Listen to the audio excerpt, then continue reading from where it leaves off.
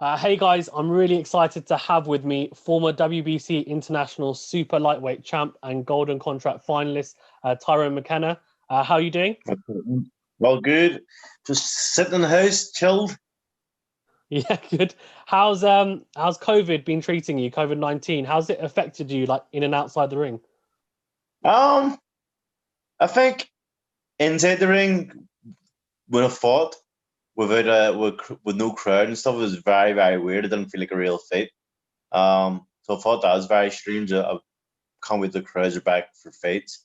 But outside the ring, like day to day life, like I'm lucky that I had a fight right before the first lockdown, like a week before the first lockdown. So I needed time off anyway, and then I had a fight there before this mini second lockdown came Yeah. in. So I'm very lucky that I got out the two times that I have got out. So it hadn't really affected me too much. It's just a bit boring in day to day life. I can't go to restaurants. I usually after fights go to restaurants or take the kids away on holiday and stuff like that. But I haven't really been able to do anything. Yeah, it's tough. How's it been in Dublin? Sorry, in Belfast. Um, Mm, in terms of like, the gyms and stuff, are they still yeah. all open and you're still able to like access them or no? Um, they weren't, but they reopened it, I think a few weeks ago, maybe a few months ago. But they're closing again this week. So, but lucky enough, I have like from the first lockdown, I bought it like every piece of gym equipment that I needed. I bought that and put it in my garage. Oh, So nice. I've got I'm pretty I'm all right with training in my own house. And then as soon as Dublin is back on, and I go back down to Dublin and train in the Dublin gyms and get back with Pete, and that's when I'll knuckle down. But I'll only do that when I've got a fight. Yeah, that makes sense. Quickly before we go on to your like potential fights, I found out how Yeah. you got the nickname the Mighty Celt. Do you want to touch upon that a little bit? Because I thought it was quite an interesting story. Yeah. Well, when I was 14 years old, there was been a movie being made in Belfast, and to get the lead role, the casting directors were going around every school in Belfast and every boxing club in Belfast and every youth club in Belfast and asking people to audition. And they went to my secondary school, La Salle, and they were picking all sorts of kids. And I went over to my group of mates, picked all my mates, and didn't pick me. And I went, I mustn't look like the right kind of kid for this Yeah. part. But I've seen in the paper anyway that anyone could go to these auditions, and I said, right, I'm going to go down with my mates, may as well, a bit of crack. And I went and got through the first round, and there was about 10 rounds. Kept on getting through each round. And every time they made cuts, and I was down to the last four people, and then I got the part of Donal in the Mighty Celt, and it stuck with me. The Mighty Celt, everyone always called me it in Nick Boxing. There's the Mighty Celt because of the film, and I thought it'd be a good wee nickname for pro. No, yes, it is a very good nickname. When I was like looking up beforehand when I watched all your fights, I was thinking like, why is it called the Mighty Celt? And I thought I'd look into it, and I thought that was quite an interesting story actually. Could have been That's an it. Is. actor in another life. No, no. See, to be honest, I had a chance to get a part in Game of Thrones Yeah, because of that film. They phoned me up and they were looking at me, and at that stage, I don't even think I had a phone. I was just drinking a lot and stuff, and I didn't box at the time either, and they were looking for me, and I had a Jay Z concert the same weekend that they wanted me to do. They phoned me up and they said, "Red, can you meet me on Saturday? We've got a role for you." And I've never heard of Game of Thrones because Hmm. it hadn't been out before, and I decided to go to Jay Z concert instead of going to meet Evans. Well, I'm I sure could the have Jay Z been, I could concert have was been good. an actor. I know. So how did you get into boxing then? Just growing up in Arlington in West Belfast. My bigger brother, he's a year older than me, not even a year, 11 months older than me, and he was so angry as a kid. I don't know why, maybe because he was very small or something. But he's so angry as a kid, and he always used to go about and have fights with everyone, and just start fights with absolutely everyone. And because I was always with him, I used to get beat up as well. And so, like, I think one day we were going to shop and one crowd that he picked on like a day before or something jumped us. They all beat us up, and my dad just sent us down to the boxing club and told us we need to learn how to fight. So that was the start of it. He didn't stick at it because he hated training, but I stuck at it. I enjoyed it. Yeah, isn't that whenever every boxer retires, they say we miss the fighting, but we don't miss the training, isn't it? That's what they say. A lot of them. Tough. Oh, yeah. So you talked about your last fight, which obviously was the final of the Golden Contract. Just quickly, I just wanted to get your thoughts on the format. Did you like the format in terms of kind of knowing what your next opponent potentially would be, and there was like a clear route? That was lethal. I thought the format was brilliant. Usually, when you fight, you don't know what's happening next. Like, say I fought in January, I would know when I was fighting next and who was fighting or where I was going or what was going to happen. But with this format, you fought, and if you won, you knew what date you were fighting on. You knew the potential opponents that you could fight, and just give you a bit of stability and a bit. Like, I'd go off the rails sometimes after usual fights and I'd go, right, I don't know, I'll probably be fighting in about 4 months, so I'll go off the rails for a month and eat Chinese every night, get junk food, pizzas and all, and drink, and you'd blow up. But with this, because you knew when you were fighting, you knew you had to go back straight into training, and you didn't mind because you knew you got this big fight coming up. And yeah, I loved being part of the Golden Contract. Yeah. So then I'm assuming if they were to have a similar I guess tournament, or even if you won, say, your next 2 fights and you were in like even title contention, and they had the WBSS as well, that you'd be like interested in that in the future then. Anything like that. I tournament based pro boxing is maybe the way forward. I mean, them WBSS shows are I think some of the most exciting fights. I don't think there's been a dull final yet. I mean, Taylor Progress and Inouye's final and Music's final and all the finals have been unbelievable. So I think they're the way forward, personally. Yeah, no, they're really exciting. I agree. I guess people having to fight people that would never really want to fight or have to duck and stuff like that. You're forced to make the big fights and the fights that the fans want. So I think there should be more on all different levels. On all levels, I think there should be these kind of tournament based things. Yeah, no, it would be very good structurally, and also, as you said, no one can dodge anyone. I don't think we'd get a heavyweight one anytime soon, but who knows? I think it would be unbelievable. Yeah, exactly.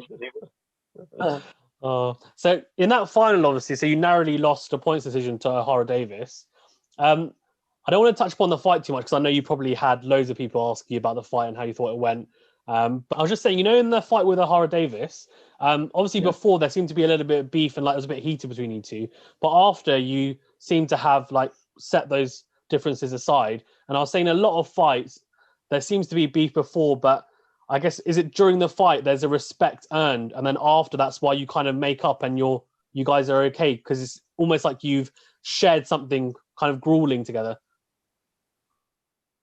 Yeah, there's that. It is you respect someone that goes into the fight and you punch the head each other and then you go out and you do respect that. But I think a lot of the build up is because you know you're going to fight someone, you have to hate them. You have to.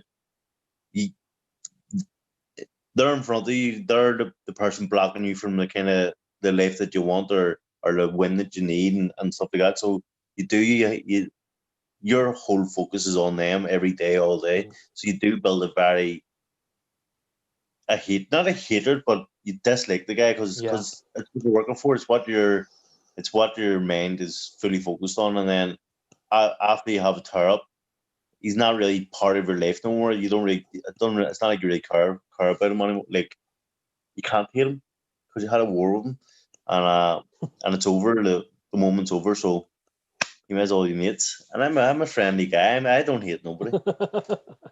Yeah, that's fair enough. It makes so much sense, like that you said about obviously having to almost dislike someone because they're in the way of what you want, and it's like getting in a good mindset, isn't it, to go forward and you can't go for war. You can't go in the fight.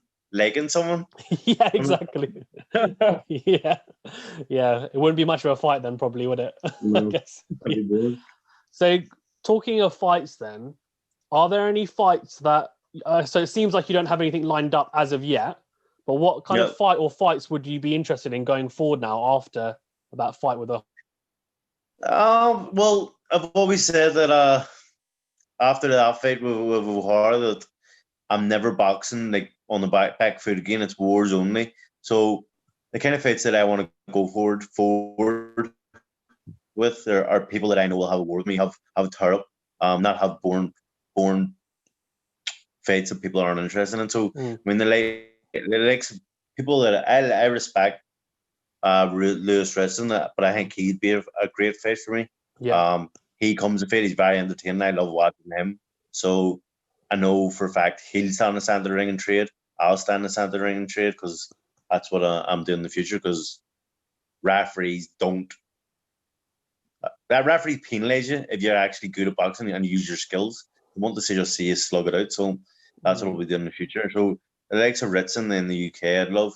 I've seen someone suggest Terry Flanagan. I think that would be a great fight, but I think he may be lightweight now. And then I've always wanted to fight in the States. So I've seen Jamie Conlan after my fight said that he's trying to push me on the Michael Conlan's undercard in Madison Square Garden in New York in St. Paddy'S Day. So if that happened, I would it's a top ranked show. So why not the likes of Chris Algieri? I'd love to fight him. I think I'd be an excited fight. Alex Sediso or Sediso, whatever he's called. That'd be another great fight. I mean, there's a lot of great fights, but as I said before, I would just want ones that are going to entertain fans and have a war. I want there to be bloodshed. I want there to be droppages. I want there to be no back foot boxing. I want to stand in the center ring and have tear up. Yeah, no, Madison Square Garden sounds incredible on St. Paddy days. You must love that. Yeah, that would be great. I was depressed after my fight, and then I read that in the paper like a week after, and I think it was the first thing that brought a smile to my face. So if that happened, it'll be buzzing. So let's hope, Jamie, if you're watching this, get that happening. Yeah, exactly. MTK Global, get it working. Yeah. So what's your ambitions then, like going forward? So obviously you're looking to kind of rebuild and, as you said, have some tear-ups, get some good wins under your belt now. What's your ultimate goal? Do you have an ultimate goal or are you just rolling with it? I wouldn't say I have an ultimate goal. Obviously, it's to be world champion. Everyone wants to be world champ. But what way it's going to happen, I don't know. I'm not...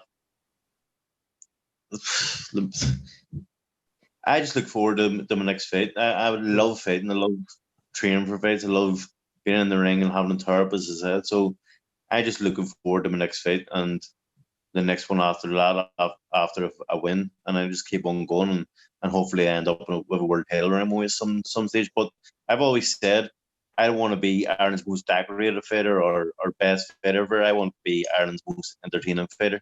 And apart from the last one where I tried to box, before that I was known for wars and being entertaining. So I think I'm well on my way to being one of Ireland's most entertaining fighters. Yeah, for sure. 100%. Okay, so I want to go a little bit away from boxing, a little bit into your interests, which I might be wrong, but I saw on your Instagram you're a bit of a Masterchef. Oh, you're not wrong. What's your favorite dish to cook then? Favorite dish. I'd say, to be honest, my favorite dish would probably just be jerk chicken or brown stew. I love West Indies food. Okay. So like Jamaican jerk chicken and rice and peas. I love making that kind of dishes. Brown stew chicken and stuff. But they're probably my favorite food to eat. But I mean, I do the steaks and the duck and all that shit. They all fancy food as well. I love cooking. I love it. Yeah, I saw your prawn paprika linguine and all sorts. It looks really good. Yeah. I'm good. Self-taught, YouTube taught. Your partner's very lucky. You must be cooking for a lot.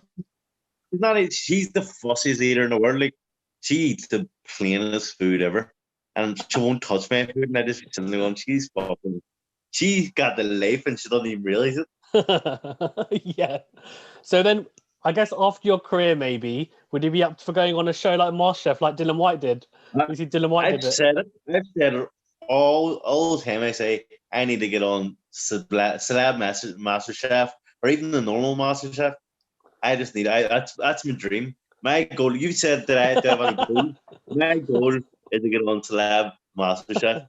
I want to get so famous that they asked me to get on that. So that's my next. That's my next thing. The goal that I'm looking. Oh, that would be good. That would be good. Look forward to seeing you on there. I'm sure at some point. So before, before I wrap up, actually, I wanted to ask you about some fights on the weekend. So Daniel Dubois versus Joyce. I wanted to get your opinion on that. What do you think is going to happen? Because it's very torn. I think the bookmakers have got 3-1 with Dubois. It's really hard to tell. I just think Dubois I just think he's faster and he's more explosive, and they're both very good. I mean, Joyce is very good as well. His work rate's unbelievable, and he doesn't stop coming forward and stuff. But I just think Dubois is the better all-round fighter. I think Dubois wins. I think Dubois wins.